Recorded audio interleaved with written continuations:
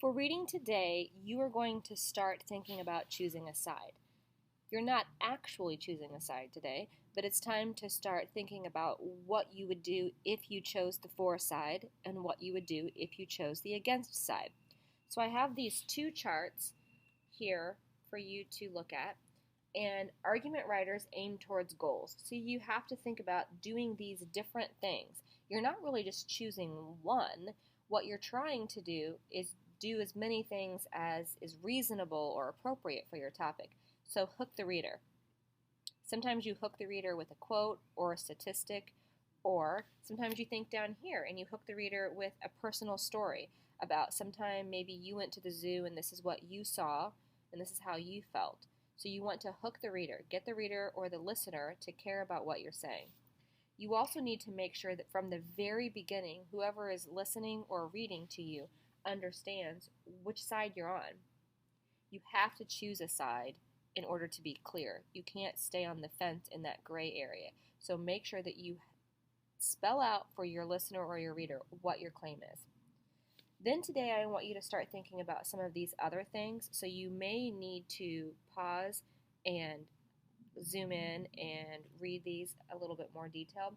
But you're coming up with evidence, thinking about stories, thinking about opinions and quotes, comparing connections, your connections, connections other people have had, and then sometimes giving examples, and then repeating things. You're not repeating things because you forgot you said it, but sometimes you're repeating things because you want to make sure that it really drives the point home. So on today's Canvas assignment, it's called a quiz, but it's just an assignment. And in the first box, it's an essay question, but all you're going to be doing is writing one paragraph. And so you're writing one paragraph taking the side that is for your issue. Whether or not you actually are for it doesn't matter, but you are going for your issue.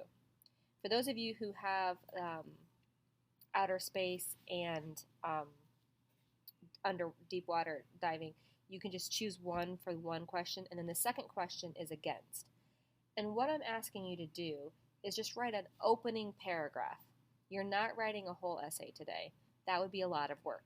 All I want you to do is think about, if I asked you today to stand up and talk for 30 seconds to a minute about the topic, what would you say?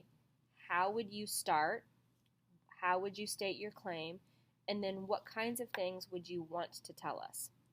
Again, I can't stress enough, you're not writing an essay. You're just writing one paragraph to show for and one paragraph to show against.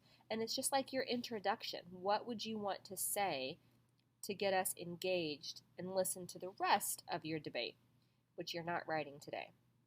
Okay, so to complete this assignment, you're going to have to continue on in this quiz and click on the questions. And the first question is for, and the second question is against. And all you're trying to do is come up with a good opening statement.